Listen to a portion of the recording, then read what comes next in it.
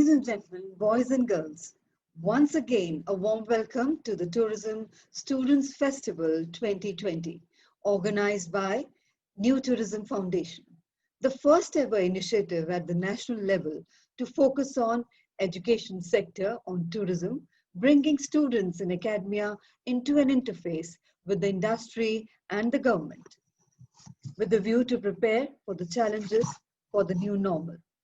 And on behalf of New Tourism Foundation, I extend a warm welcome to all our eminent panel members of this session. Ladies and gentlemen, the topic for the next session is destination planning, marketing, and management, a need of the hour.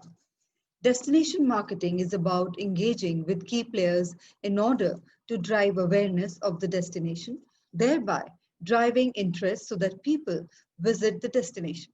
It is about finding creative ways of communication and destinations value proposition, therefore creating the reason for people to visit your destination. Points of discussion will be, what is the next surge in destination marketing?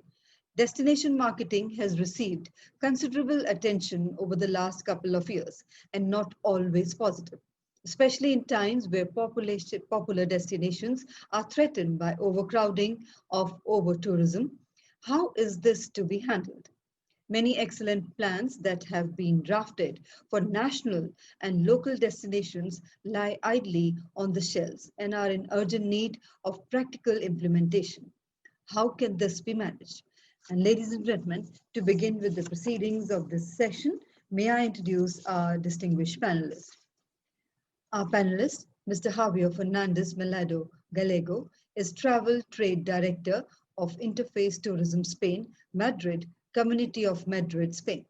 A tourism professional with experience in managing partner relationships, budgets, high-impact marketing campaigns, trade shows and roadshows, FAMs, other industry events, and promotions, a proven track record to deliver results through customized brand promotions and events with extraordinary relationships within the leisure sales and MICE sectors. He's fluent in Spanish and English and advanced in French. He has a dual citizenship of Spanish and Canadian. Our eminent panelist, Ms. Judith Hope, is partner at Tourism Unlimited, Munich area, Germany. Marketing, PR and tourism executive and substantial international and e-commerce experience, is a freelance traveler writer with focus on destination marketing, dive tourism and hospitality, is always interested in leads and contacts to present international customer from tourism or driving in Germany and travel writing assignments. Our next eminent panelist, Ms. Lubaina Shirazi, is CEO and co-founder at Branded, Mumbai, Maharashtra. Our panelist, Ms. Natalia Klimnok, is PhD, worked on radio station before she came to tourism industry in 1995. Has experience in working in a travel agency. After that, in one of the biggest tour operators, brought Natalia to her professional specialization, special projects in the tourism industry. And our eminent panelist, Mr. Sudipta Mukherjee, is a faculty of Jamia Millia Islamia Delhi and a visiting lecturer of IIHS with more than 20 years of experience in the field of aviation, tourism and hospitality. He served airline as general manager and other premier tourism organizations like Malaysian Airlines, SOTC, American Express, etc. As an educationalist, he has served MET University and Lovely Professional University as HOD. He is an enthusiast entrepreneur who is currently positions as CEO at HAATS, Holidays Academy of Aviation and Tourism Studies, Delhi, and director of SoFine Holidays and Events Private Limited, B2B, and Watrip Logistics Management and DMC of Goa. He also owns another company named Geometrics Scientific Technology Services Private Limited, which deals with GIS and remote sensing. Our eminent panelist, Ms. Nicola Doll, is Senior Editor, Harbour Magazine, Finance Economics and a travel journalist, On top of her engagement with documentaries in the entertainment and the education sector, she has been working extensively in the tourism, travel, and media sector as a senior editor, director of business development, and travel journalist for various well known German lifestyle and travel magazines. Our eminent panelist, Mr. Thomas Emmanuel Ramapuram is Joint Director, Sales, Evolve Back Resorts, Orange Country Resorts and Hotels Limited, Bangalore. And ladies and gentlemen, our distinguished moderator for this session, Ms. Vinita Rashinkar, is a health and wellness expert, writer, speaker, spiritual counselor, and tourism PR specialist. She is the founder and managing director of Amara Vedic Wellness Graham, a Dusseldorf-based company founded with the intention to bring the hidden aspects of Vedic knowledge to the common man, thereby promoting total wellness encompassing the body, mind, and spirit. Ms. Vinita has been featured in various Indian and international publications such as Femina, Outlook, Asia Spa, Finance, and Vogue, and is currently working with a major TV channel to provide health and wellness content while continuing to follow her career path in tourism PR. And ladies and gentlemen, with that round of introductions, I hand over to our distinguished moderator, Ms. Vinita, to kindly carry forward the proceedings of the panel discussion. Over to you, ma'am. Welcome to the Tourism Students Festival 2020, which is being organized by the New Tourism Foundation. I'm happy to moderate this panel discussion, which is about destination management and what it means to the student of tourism. So we will look at it from that perspective of trying to give them information about why they need to learn about destination management and how to use it to promote tourism and so on and so forth. So on behalf of New Tourism Foundation, I extend a warm welcome to this illustrious panel. I'm going to start by introducing all of you to each other, and then you can introduce yourselves quickly to the audience. So I have Natalia Klimenok, who's from Baginet PR, all the way from Moscow, Russia. Then we have Lubaina Shirazi from Mumbai. She owns a company called Branded. So she's going to tell us a little bit about that. Then we have Javier Fernandez from Interface Madrid, Spain. We have Mr. Sudipta Mukherjee from Jamia Millia Islamia. And we have Thomas Emmanuel Ramapuram from Evolve Back, which earlier used to be known as Orange County Resorts. And I'm Vinita Rashinkar. I'm going to be moderating this panel. So quickly, if we can move to Natalia. Natalia, brief introduction to yourself and what you do.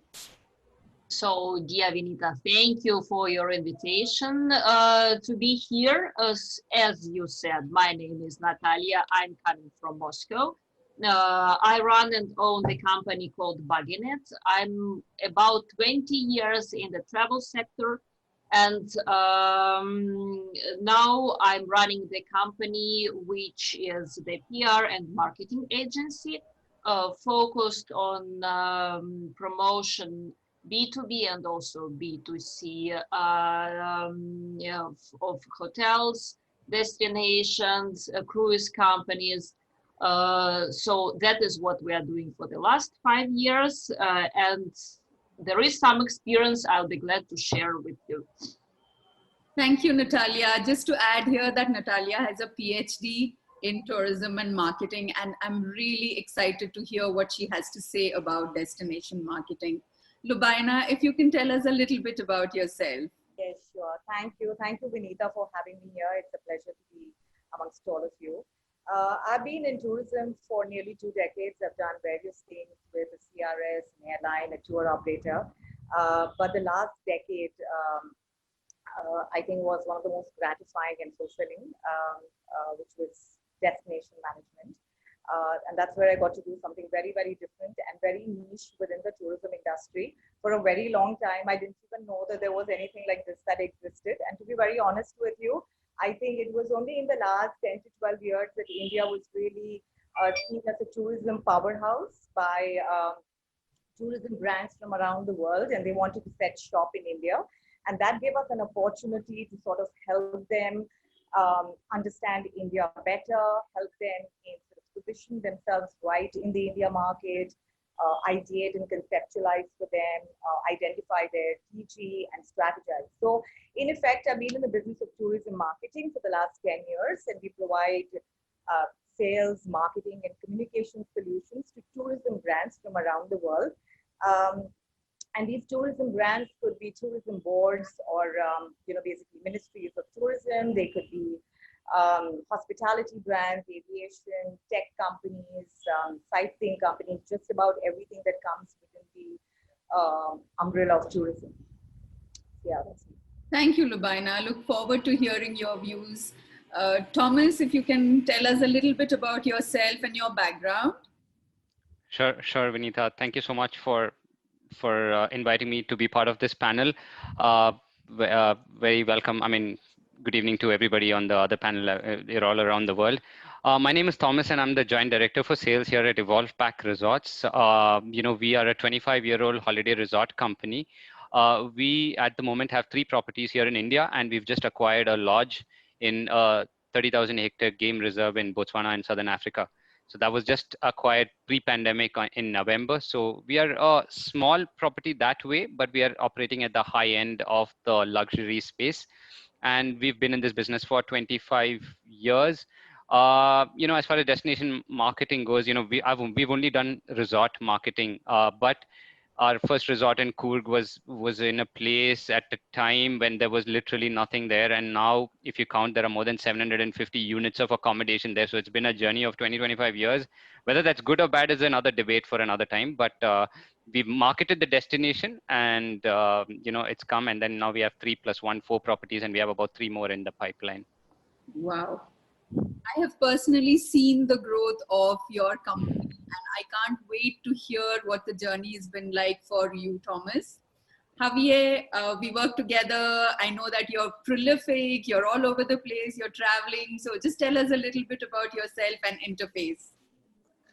Hello, everyone, and thank you, Vinita, for the opportunity of being here. And thank you, and hi to the whole panel. So, well, my name, as you said, is Javier Fernandez, and I'm the marketing director for Interface Tourism Spain. We are a marketing and PR agency based in Madrid, but we are part of a group of Interface Tourism Group, which has offices in the main outbound cities in Europe. So I like to say that because we are 100% focused on tourism. So all of our clients are within the tourism industry.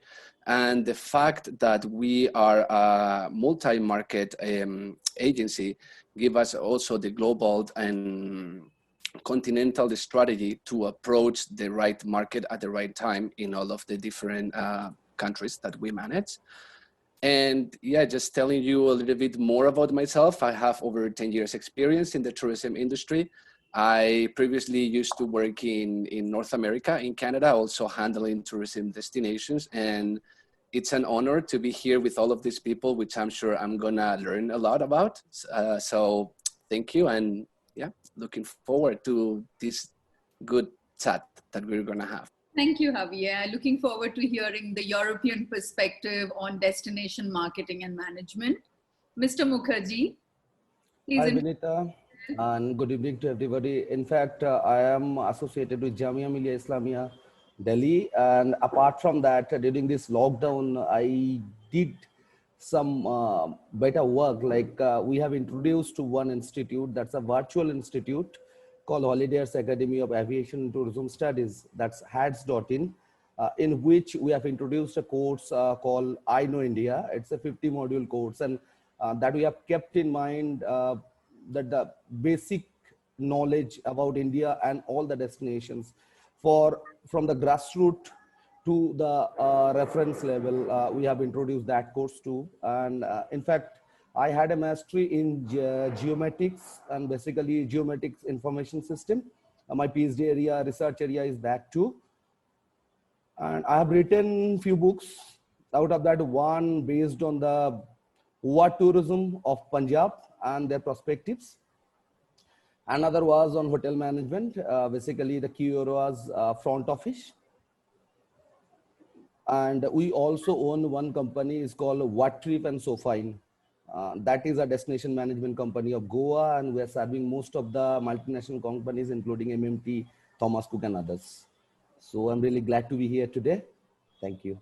We look forward to hearing about your experience in the industry. And I think we will kick off by asking each one of the panelists, what is your personal opinion of what destination marketing is all about? Because see, we are trying to explain to students. So from that perspective, what do you have to say to them? If you had to explain or describe destination marketing, what would it be? If we can Yeah. anyone May I else? start with that? May I start with that? Yes, please. In fact, if you talk about destination, destination is nothing but a surface on the earth. So it's basically a piece of land. And, you know, people do not know much about it, or they know, they may be curious about it. But we need to use kind of a model that I believe that is called attracting, staying, and return model. So if I talk about attracting model, basically we need to generate a story, create a story about the destination from a different perspective. Like, see, everybody has different kind of interest. Someone may be interested in beaches, someone may be for the hill, someone may be for the man-made product. So we don't know what people exactly looking for, or maybe there will be a cluster. So you have to create little piece of stories for each and every destination, and that need to be spread in the market. That's the first point. Basically, So that, you're saying that it is a promotional activity. Javier, yeah, of if you course. can come in, what is your thought? Is destination marketing only about promoting a destination? Or is there much more to it? Are there further nuances? Well, definitely that, you know, what you just said, it's quite important. But for us, and when we talk about destination marketing, I think we will also have to keep in mind two things, okay? In my perspective, first, it's the data and the knowledge of the market. I think it's very important. One thing, it's to have a product, and the other thing, it's to know the market and to know the data where you want to place this product. Having said that, if we can summarize for me, the key to destination marketing, it's that once you know your market, this has to be like market-led and not product-led. You need to know what the market is asking, and then you need to implement that product within that market to have the best return, in my opinion. Thomas, what would you say about that? Should destination marketing be market-led and not product-led? What's your thought? Any other thoughts that you might have on the subject? I mean, slightly differ with Javier there in the sense that I believe, you know, your product is the reason why people come to you. And I believe you need to have the individuality of that product and not always cater to the market. I mean, it's a fine balance. I don't think there's any right answer or wrong answer to that. But I believe, you know, we need to be confident that our product is good enough. And that's the reason why people are coming there.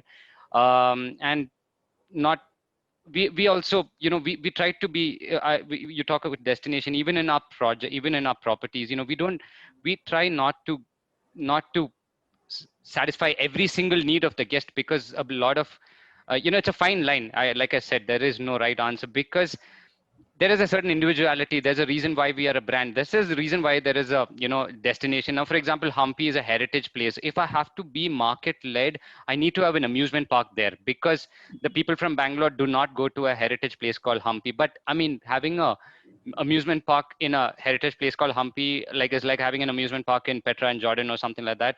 So I mean, slightly, I would like to differ there, that your product is the key, and your product and your destination is individual, and it's very personal, and it's, you know, you need to listen. As far as destination marketing is concerned, there are a lot of great examples, like, but of course you can have like amazing. South Africa has a great thing. During pandemic, Australia came up with a phenomenal campaign, which is still in my head. When the pandemic gets over, I want to visit Australia. And you know, South Africa, Bali, it's more fun in the Philippines. You just need to go to ITB or WTM to see amazing campaigns. But a little different would be like, especially for the Indian market, movies are a great way to, you know, destiny. Like Javier would know. I don't know if he knows. There was a movie about Spain here in India. It was about 7 to 8 years ago. It was a movie of these three boys going on a pre-bachelorette party to Spain. all anybody ever wanted to do was visit Spain. Forget anywhere else. We just wanted to go to Spain. So there are innovative ways to do it, not just about giving an ad campaign. There are then you can fit in for the market, because a market watches movies, is crazy about movies. Go and market to them using movies rather than ad campaign or an international exhibition. So those are just my couple of thoughts on destination marketing. Thomas, let's move to Lubaina. Lubaina, in your experience, having been in this industry for 20 years, can you come in on this and tell me what your thoughts are about destination marketing? Yeah, and it's something that I totally love, Vinita. So I've been just so passionate about it for the last 10 years. And I've had the fortune of representing a wide variety of destinations in India. Some have been destinations that we've launched in India. Like, for example, for the Ministry of Tourism of Oman, we set up their office in India. And from 2010 until 2019, for a period of 10 years, we built the brand in India. So I'd definitely like to give you my, my bit on that. Then I worked with destinations like Tourism Authority of Thailand, for whom by the time we came in the picture, when we were sort of mandated to execute on their behalf, they were already, they were already getting about 1 million travelers from India. So they were the first country to get 1 million Indians to their country, first destination to get 1 million out of India. And then I worked with the Seychelles Tourist Office, which again was very, very new at that time, the Japan National Tourist Office, the Azerbaijan Tourism Board. So we do it in a very scientific manner. The moment, I'm sort of approached, with a mandate to represent a destination, we typically, first run an entire SWOT. We do a lot of research on the destination to understand, what the destination has done in India. If it's completely virgin, etc., then, we know that, we're starting from ground zero. But there's a lot of study that we do on the product, because the product that they've been marketing in Europe may not really work in India. So we need to sort of match that. That's extremely important. So once we've done a SWOT, we also need to understand what the perceptions on ground are by the travel trade, which is a very, very important community within the tourism industry. I mean, they're integral to the travel industry. So, and they're the first touch points, right, for any destination. When they enter a country, they want to work with the travel trade fraternity. So, yeah, understand perceptions, how do they really view the destination? What are their thoughts? How should we really market it in India, etc.? And then run a survey, across consumers, etc. And then, of course, we work with all these three communities. So, the travel trade community, which goes beyond tour operators. Even within the travel trade, it's quite varied, right? You have your pan-India based tour operators, you've got your OTAs, you've got the guys, who do sort of very, very niche business. You've got guys like Chipoto, etc., who are sort of now driving a lot of business through content, interesting content, etc. So, we work across the travel industry, airline partners, etc. And then the other community is, of course, media, because it's a very large universe. And for any brand, it's going to be very important that they are perceived correctly. So in that sense, how are we going to position the destination? Like a destination like Oman was meant for a very, very evolved audience. And a destination like Thailand appeals to a very wide audience. So, how are you going to position that destination? And then, of course, is the end consumer. If they have a marketing budget and, they've got the money to spend in traditional media or new age media, we decide how we're going to sort of apportion those spends. So, yeah, that's how I really do it. Okay. So let's hear the perspective from Russia. Natalia, what do you have to say? Is there a different thought process at work as you represent destinations, or is it pretty much the same thing? I definitely agree with the colleagues, with their opinions. And I'd love to add one more option, which seems to me to be highly important. It's creativity. So that is number one, what works. The idea shouldn't be expensive. The destination shouldn't spend millions of euros for promotion on television, billboards, and so on and so forth. There should be a clear idea which can be implemented in the minds of the tourists. As an example, for me, it's a fantastic example of destination promotion. It's Finland. the country which doesn't invest huge amount of money in promotion, but their latest campaign seems to be fantastic to me. Maybe you've heard about it. It's called Rent a Fin. What is important? Not only creativity, but also the idea which works, which uses the existing trends. We all know that Finland is named as one of the happiest countries of the world. This year, Visit Finland organized the so-called company called Rent a Fin. So Finnish people invite the guests to their homes, and they will study people from other countries to be happy. Is it expensive? I don't think so. Surely the volunteers will do it for Visit Finland. But the way the tourism board does it and promotes it, it's really fantastic. So we see that on the one side, the existing trends, Finland as a very happy country, it's already implemented in the informational field. And Finnish people, they use it and they promote it furthermore. For example, 15 years ago, or over 20, when Finland came to the Russian market, it was really a strange option for us, because the nature in Finland and in Russia is very much the same. We have exactly the same snow, with exactly the same forests, fields, and then why should the Russians go to Finland? Finnish people, the trend was mountain skiing, and they decided to promote mountain skiing in Finland, not in Austria, which is very well known, not in Italy, which is very well known for this kind of sport as well. Finland is not strong for skiing, but still they invited Russians for skiing. They used this trend and they really had a huge success. For me, it's really the miracle. Why the Russians come to another country which has absolutely nothing new in comparison with Russian. So in my understanding and in my experience, the idea, the creative idea and clear idea is very important for promotion. And please, dear colleagues, dear friends, dear students, avoid the words like brilliant, fantastic, best all over the world for promoting the destination, because each destination is fantastic, each destination is brilliant and definitely interesting. Please find something very special for promotion, and it will keep kept in the mind of the audience. Natalia, what you said about creativity, and it's not just about millions of euro being spent. I think I want to go to Thomas and ask him how they did this, because Orange Resorts, they started in a small place in south of India where the coffee grows and built it into a destination which has visitors from all over the world. And they're doing the same with a couple of other properties which they're building in the south, in Botswana, I think you said.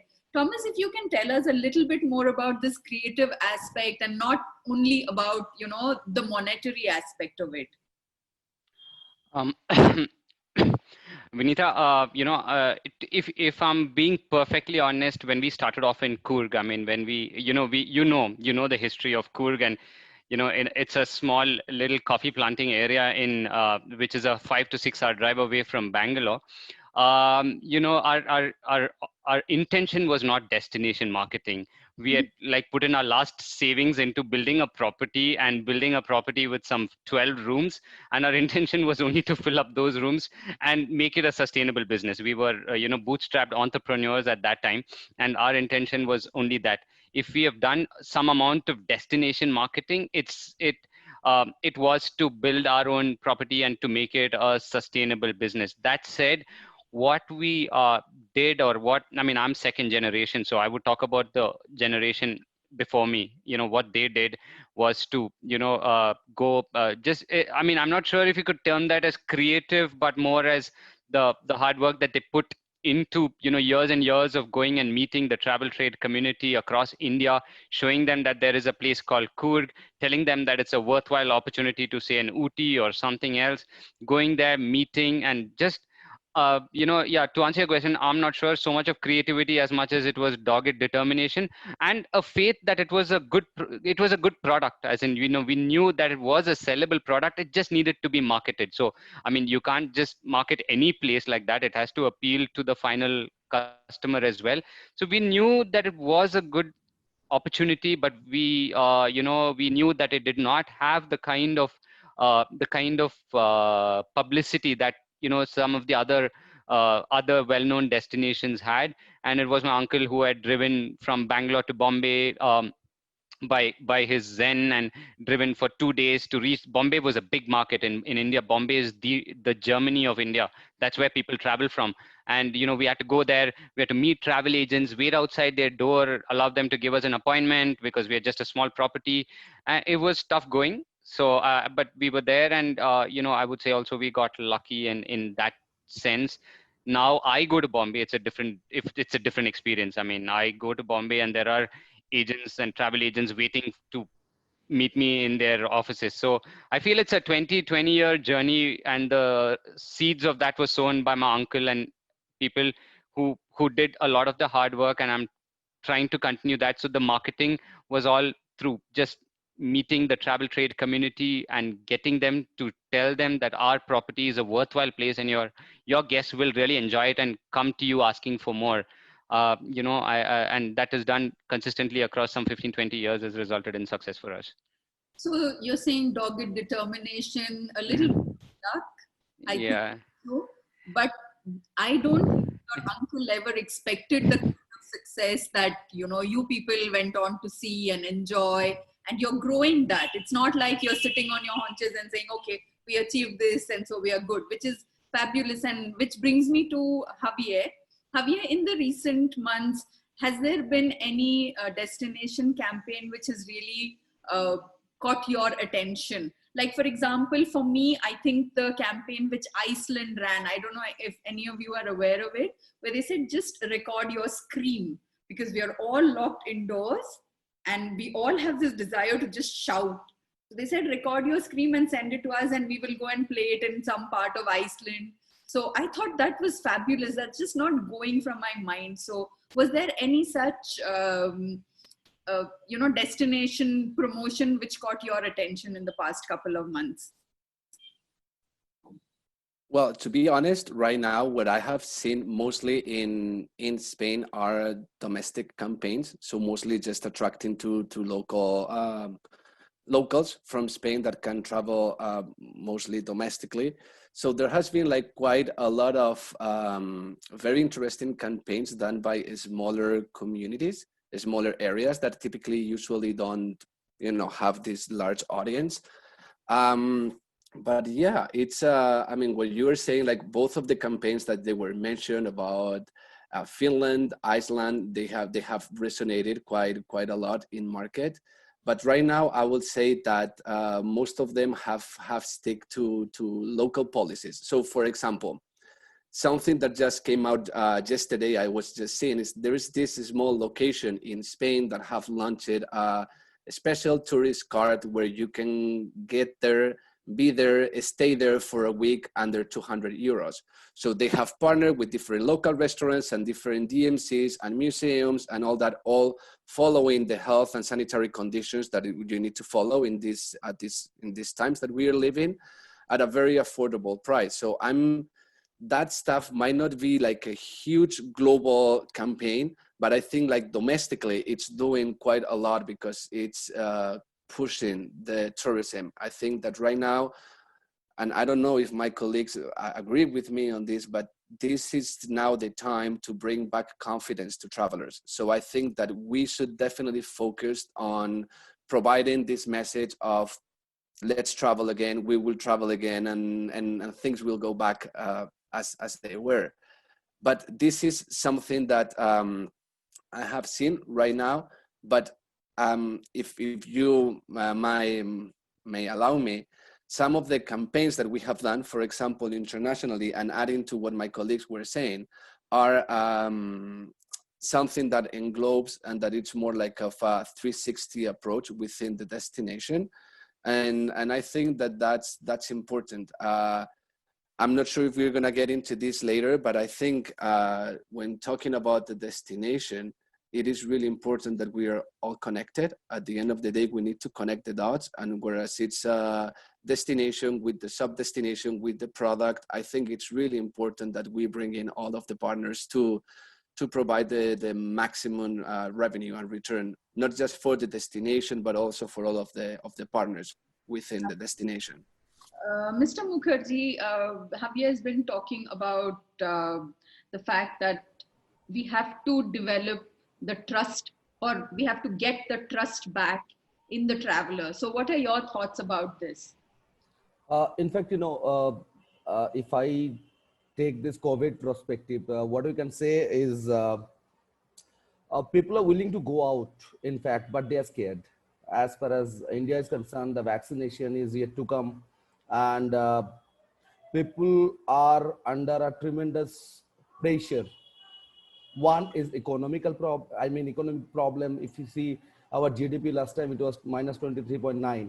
So in this regard, and on the other aspect, the package cost has gone up. So you may ask, now what people are expecting, that income has gone down, and at the same time, package cost has been increased. Now there are two aspects for which that cost has been increased. One, diesel price hike up. So transportation cost has shoot up. Second one, sanitization process, for which a destination, accommodation and other sectors, everybody is spending a huge money. So they will take it up from their side. And third one, the scattered information from everywhere. So in this regard, I just read an article on the geoportal concept, where what I feel like we're giving all kind of information, all sorts of information in a single piece of website, where through GIS and remote sensing, it can be shown that COVID infected areas, hospitals, which areas which are apart from those, we are free of this COVID places, destinations, and the SOPs, which is being followed by different service providers. If we, and that can be actually incorporated in one single portal through GIS and remote sensing technology. That's the latest technology that tourism industry is using. ISRI has already started in USA, and Switzerland followed it. In India, if we can do that, we can develop that, probably people will be a bit secured after getting all information under one roof, and they will start moving out.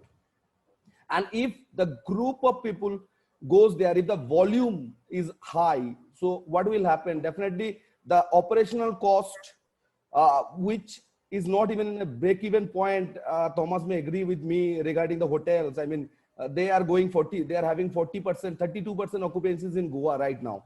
So if that goes up to about 80, 85%, so the price can be little further reduced, and the package cost will be also further down.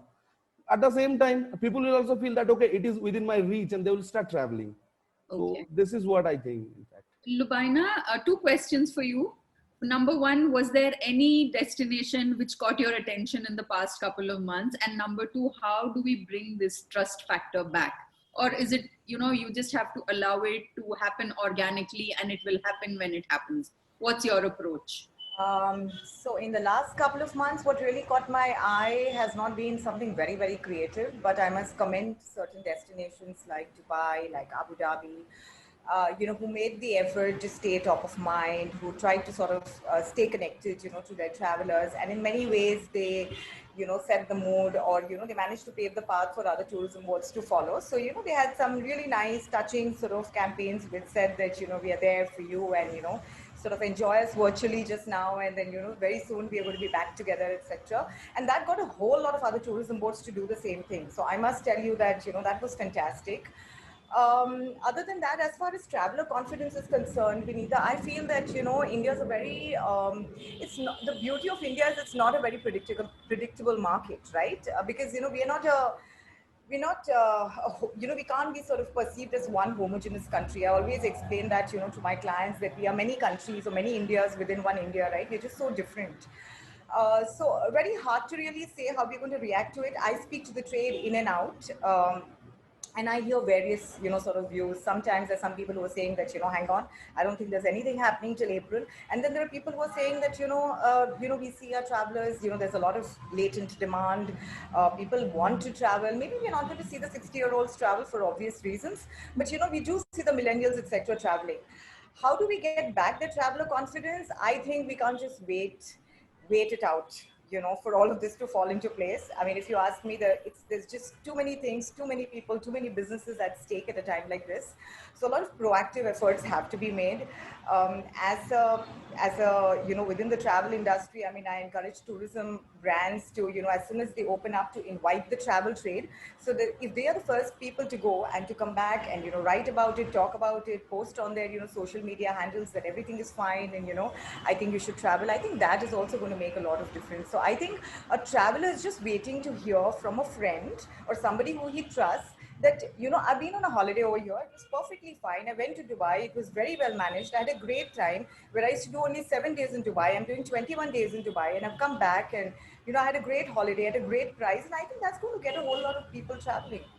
True. And especially, this thing which they did with Emirates, where they said, if in case by chance you contract COVID, then we'll take care of it. I think that was the master stroke, as it were.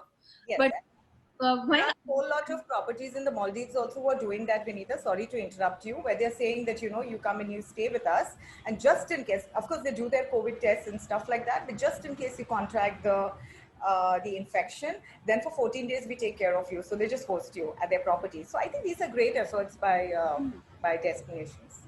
It goes a long way in rebuilding that trust and confidence. Which brings me to Natalia. Natalia, we're all talking about trust and confidence now.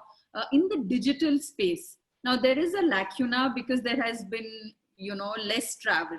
So how do you think the digital space is going to come into destination marketing as we go into the future? Because I think we'll have to look at this question and address it for the students to understand it a little better. So what all does destination marketing entail? So there's print, there's television, there's radio perhaps.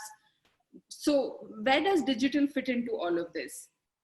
Vinita, I would love to share the results of the research we finished last week.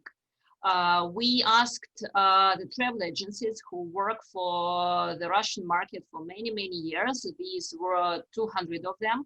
And the results, they really excited us. The Russians, they are not afraid to travel. They are not afraid of COVID. They are afraid of post effects, so that they should go to self-isolation, so that their children will have to stay at home. So the Russians are rather brave, and they don't want to hear about the destination or about the hotel, that this place is safe, because it's very logical. When you come to the hotel, the bed should be done well, the food should be tasty, and the place should be safe. So the idea to promote the destination as the safe destination, it won't work for the Russian clients. So they understand it as it should be. So it's number one, what I would love to name. And if you say about the instruments of the promotion, for my personal opinion, television has very low impact for the moment, very expensive, and really bad results, according to our experience. Influencers, micro-influencers, because these bloggers who has millions of followers, according to our experience, they don't give enough contacts in comparison with the number of subscribers. So we usually try to find some very special influencers who don't have so many huge audience, but who focus exactly on those who can impact our audience. So I suppose in the next year. So people will get even more tired of all these safety prescriptions, and we have to try to avoid somehow. When we find out the slogan, it should give another idea. Please feel free to travel. It should address to some other point, not to the safety. Thomas, what's your take on that as a hotelier? I think somewhere what Natalia says is resonating with me, because really I wouldn't, be bothered, because I know that the hotel will take care for their own interest as much as mine. So what is your take on this whole safety situation and the protocols that one has to follow in this time? Yeah, very important points. I think what Natalia, has brought about when we were reopening post-COVID, we were getting into a meeting because we were shut for 2.5 months, and everybody was, all the news was, you're first a hospital and then a hotel, and there was this whole new normal cliched kind of thing that was coming. And everything. So we decided, and one of our board members said, let's not go overboard on safety. I think safety is required, yes, but we're still about the experience of living in a coffee plantation. That's our strength, and that's what people are coming for. People, and of course, they want to be safe, but they're coming for a holiday to enjoy the property and to enjoy the destination. So let's focus on our strengths, which has always been that. Of course, we've taken all the necessary precautions, and like Natalia said, people are, Vinita, are you in Mysore at the moment, or? I am. Yeah, then you're not, you're aware of the situation here in Karnataka. It's back with a bang. I mean, we've had, we've done our best September to date. Forget pre-pandemic. I mean, our September we've just finished, and today we had a lunch, and I'm sitting here in office. We are bustling. People have gotten used to it. I wouldn't say they're totally, very confident, but we are, we're chock-a-block at the moment, by the grace of God, because Karnataka has really opened up. And I feel, as a state, we've opened up, as in we've let people from other states come in here. There's no e-pass required. There's no quarantining required. There is nothing. You could just come in, and there's no problem. So first of all, the people within Karnataka have started traveling because absolutely no problems. The people from outside of Karnataka, though they are okay to come into Karnataka, when they go back to their home states, they have certain quarantine issues. So it's not started in the flow that we have got. So I feel this is going to be how things open up. It's just there's been absolutely no doubt about the recovery, of tourism. There's right from March onwards, there's been no doubt that it's going to come back with a bang. The only doubt has been when, as in how long it's going to take. So if Karnataka is any kind of example to go by, it's a matter of time before people start this, somebody said latent demand, that demand starts to go out internationally and, go out and go to other places, and people start to travel because there's just, travel is like in your DNA, and it's a matter of time. I'm always very positive. I mean, the moment Karnataka government allowed us to open our offices, we were here. I'm sitting right now in office. I didn't miss a single day's office, partly because work from home drove me nuts. I couldn't stay at home all the time. And I was, here every day. My team was here every day. We were here. And even though we started off, there was that initial kind of people were iffy about it, but now everything, is fine. And yeah, and like we said, we don't concentrate too much on safety. Like Natalia said, that's not our core, deliverable to the guest. It's still hospitality, and we concentrate more on hospitality, and guests are confident about our safety standards. And please allow me to add one point. So single enterprises are not able to change the situation in promotion. Now it's time for promotion on the country level, like, for example, Arabic Emirates do. So single hotels or even hotel chains, they are not able to change the minds of people. They need the support of the states, of the tourism board. And I hope that the governments, they will understand and that they will support the enterprises like, for example, Thomas Trans. Other ways, it won't work. Like, for example, Greece, they have a very poor promotion company run by Visit Greece. but they have strong enterprises which invests very much in the promotion with their own blood, with their own money. Still, it's not enough. So hopefully Indian Tourism Board will invest and will run the special promotion company after all the measures, safety measures will be implemented. Well, we don't really know about that, Natalia, because I think what's happening is Lubaina and Thomas may or may not agree with me, but everyone seems to think that tourism needs to take a back seat right now. That's not at the top of our minds. You know, the priority is something else. But let's just, you know, but I'm very optimistic, just like Thomas. I think this is going to be much better for tourism than one could ever expect. So I think this is going to drive the value of just stepping out of our zones, of our houses out. You know, it's like, we all understand the importance of just getting out. And which brings me to Javier. Javier, see, there's a difference in the way Europeans and Indians think. I know for Germans, for example, always think that it is their right to enjoy a vacation. For us Indians, it's more of a privilege. Correct me if I'm wrong, Lubaina, Thomas, Mr. Banerjee. But so keeping this in mind, what is your thought about destination management? Should we look at it as it's a right, you know, it's a privilege, or what do you think? Well, for us, at least in Spain, we do get like 4 weeks of vacation every year. So this is something that we have, you know, either or, everyone has it. So I'm not sure if it's a right. It's something that we do enjoy. And talking about this, I think that's why it's important to keep in mind, to keep the destinations top of mind, because there's going to be always opportunity. As you guys are saying, and I've been hearing a lot of different people talking throughout this pandemic, but I've heard a lady once said that she wants this situation to affect her the most. We are trying to get out of this with the least impact, but she's saying that we should let all of this impact us the most as possible so that we can change exactly what you were saying. So I think this is a good opportunity for us to rethink.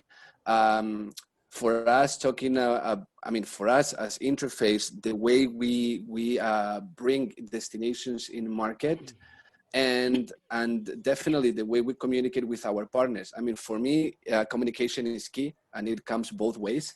So yeah, the Spanish and the average Spanish person, it's really keen to travel. They are going to be open to travel. And right now it's a matter of wait, how this is going to affect. So it's now a little bit more on the economic side, not really on the desire of going somewhere. And if I may add to this, we conducted recently a survey within our group for the European market overall, and then we did it in different markets, but just talking about Spain. And well, disagreed, all of our European offices, they're expected to go back to normal, if we can say normal, or the new normal, possibly in Q2 2021. This is not too far, and I think this is now the time to think and to just push forward and be more innovative when promoting destinations. Thank you, Javier. Mr. Mukherjee, we are almost 1 hour into the discussion now. So if I could ask you for a couple of sentences which are addressed to the student to give them some idea about destination management, to build their confidence that they are in tourism at the right time, what would your words to them be? Yeah, in fact, I'm in touch with the students on regular basis as online classes are going on. The first and foremost question comes to their mind. I mean, the outgoing students who are going to be pass out by next year. So what is the future of tourism? Where we are going to be accommodated? The basic scenario in India is now, like most of the owner-driven travel agents have shut down their doors just because of they don't have that financial background to continue with that. So, and so as hotel and other places. So the scenario is very bad and they are very, very demoted. They are not in a mental state that, in fact, what they're thinking of that we have done a mistake taking admission in tourism, but it's not a fact because, you know, the situation is standstill now just because of COVID. But what I'm expecting, even what the world is expecting, by 2021, by March, the situation is going to be absolutely changed.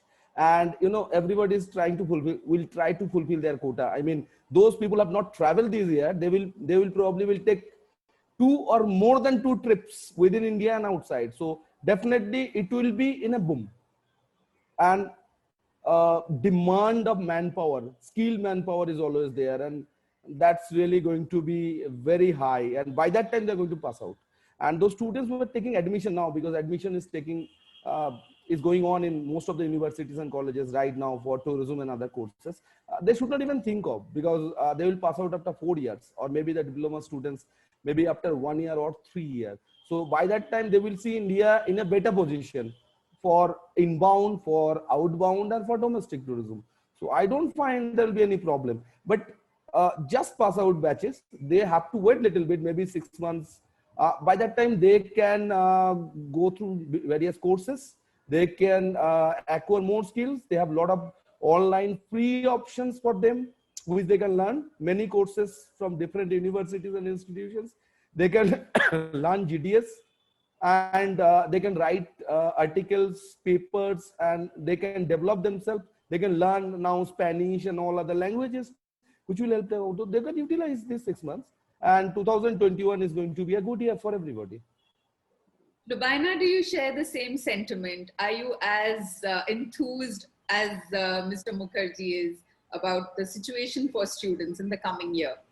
Yes. Vinita, first of all, I'd like to tell the students that, they're fortunate that they're actually, doing a formal course in tourism, because I never really got to do one. I stumbled upon this career. I mean, I sort of studied textile designing, and, it wasn't really, a thought that I wanted to pursue, but no regrets. I've sort of loved it, and I think it was my calling. I'm extremely passionate about it. I think tourism as a subject is extremely interesting, and there's just so much to do now, especially, in the current times. India is only going to grow in terms of tourism. Currently, I think we've just scratched the surface in terms of domestic travel, inbound travel, outbound travel. I mean, our outbound travel is barely some 28 million, of which only 30% must be leisure travel. We have some, 74 million passport holders. So, there's just so much potential for it to grow, right? So we need young minds, fresh, creative talent, coming in the industry. It's no longer just about, selling packages and holidays. There's just so much of technology that has entered this space. So I think it's an incredible, sort of profession to pursue. I'd only like to just tell them that, I have a whole lot of people who come and tell me that, I'd like to work with you because I love to travel. I don't think that's the right reason. So do it for the right reasons, because, in the last 10 years, all the travel that I did was not like a vacation, anywhere close to a vacation. So it's a lot of hard work. You need to overall sort of love the subject, and, within what I do, which is very, very niche, which is destination marketing, there's just so much of opportunity to grow. So for example, I have people who are specialized only in sales, right? And I mean, they've sort of, they've really mastered it over the last so many years. And then there are some people who are only in public relations. So they've worked across brands. So they may have done maybe, PR for a Starbucks and a Four Seasons, but they also work, on a whole lot of sort of tourism brands. And then of course, there are people who come with the whole B2C understanding, media buying, media planning, how to position the brand right, etc. So I think, it's, the opportunities are immense, and they should look forward to it, in fact. Thank you, Lubaina. Natalia, what would you have to say to the students to build their confidence and to tell them that they've not made a wrong choice? It's just that at the moment it might appear that way. So, dear future colleagues, please stay brave, stay open-minded, stay creative, and love the product you promote. The audience feels it, and the audience will react on it. That's it. Okay. Thank you, Natalia. Thomas, your take. As a young person talking to more young people with a slightly more mature so let's hear what you have to say. No, I mean, my message to students would be, look, I also stumbled upon this particular career because I was working in a bank before I joined here. I did my MBA and then I joined here. I don't think I've ever considered this as work. I've enjoyed every second of it. I've been so passionate about it. It's been phenomenal, and I think you've joined this course. I didn't even join a tourism course like Lubaina was saying. I joined a normal MBA, which is a traditional business degree here in India, and I stumbled upon this because my family was there, and it was just like it was coming. I realized it's a calling after I started doing this work, and it's been phenomenal. And if you love I mean, of course, yeah, like you said, everybody says I love to travel, but yeah, I love to travel. And to be honest, I enjoy all my business travel as well, whether it's within the country or not.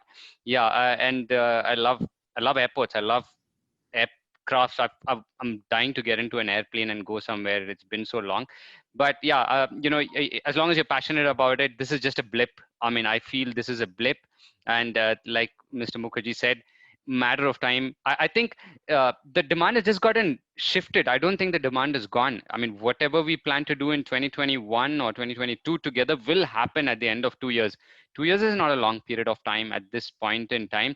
The demand is going to boom. The demand for quality skilled professionals is going to boom, and stay invested. And I'm sure you'll have chosen this, and do not ever feel demotivated by it. Thomas, I think what Lubaina was trying to say, Lubaina, correct me if I'm wrong, is that, a lot of people who we meet, they say, oh, I want to be in tourism because they think it gives them the opportunity to travel. Actually, that happens only with maturity, with, time. It's taken us a lot of years to get here, where we are jet setting. And like, I love to sit in airports and watch people. So I love my business travel as well. But I think the point is that students shouldn't get into it thinking, we're going to be traveling from day one. That's not going to happen. Right? Yeah, what is your thought? Yeah, absolutely, Vinita. It's just a byproduct of what we are doing. True. And I think a lot of people see these travel XP shows or discovery travel shows, and they think that they're going to be the host over there and going to these places and staying at these hotels and telling them, oh, this is my dinner and this is my pool, and everybody believes that that's how life is going to be. They don't realize they're going to be like cooking or washing dishes. That's how you get to come there. That is the starting steps. So those are some of the kind of misconceptions I think that happen. Expect to walk 20,000 steps at a WTM or an ITB, right, Natalia? Or Exactly, Vinita. I absolutely agree with you. We shouldn't confuse the students that studying tourism means running all over the world and enjoying the life. No, never. Because very often you just come for one night to another country, and the only thing you can meet is the hotel and the airport. Sometimes you even don't understand, so which language is the local one? And you take your seat at the plane and back home, taxi, and sometimes you think I'll better stay at home. Javier, what do you have to say to our students who will be watching this? Well, so agreeing to my colleagues, not all of the business travel is the fun that sometimes you see on the social media. I mean, it's really fun, but I mean, there is a lot of work involved into that.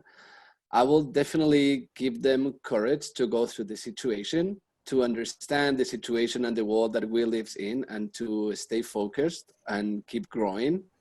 And most importantly, and I think that in this business, and if you want to work in tourism, it is very important to leverage the relations at all levels of the tourism chain. I think it's very important for them to understand how tourism really works from the inside, and so that they can get a better understanding. And last but not least, and this is totally a personal opinion, to try when they are doing their job or their future job, whether they are destination marketing a destination or a product, to try to keep politics away from tourism as much as possible and just focused on the promotion. I think the key here is promotion, and just be focused and strategic on that, on a very clear and directed strategy for the brand. So that's my take, and good luck. And I'm sure that we will welcome many of them in the future, because we will continue for sure.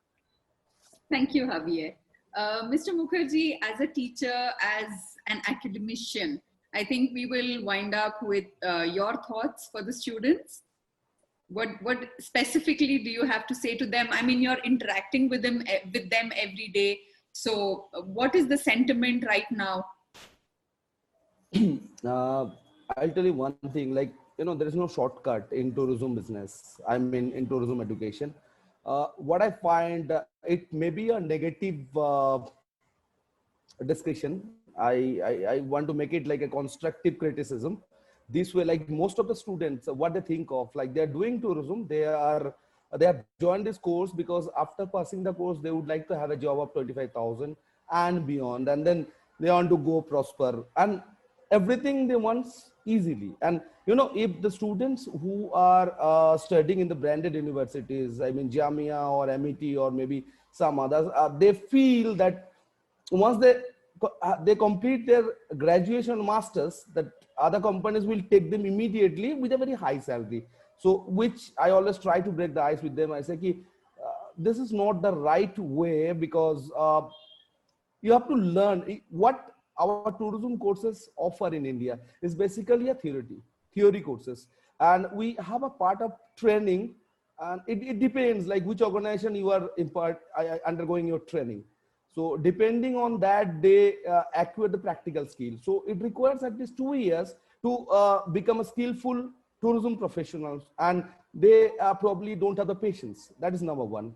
And the second point, like once they join and they feel, no, I got a job of 10,000, 12,000 rupees, and I am doing a day's job, they lose their interest, and most of them, they change their line. I mean, from tourism, they shift to any other industry. Like I can give you some examples. Some of my students who are working in Amazon at 35,000 rupees, but they are the best students, where they join in tourism industry.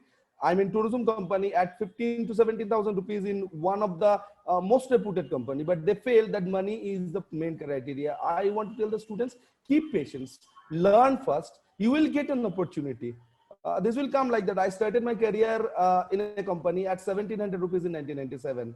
And then I continued my masters and all these things. And what Thomas says, that everybody don't get an opportunity of going out or traveling, I don't feel it's always right.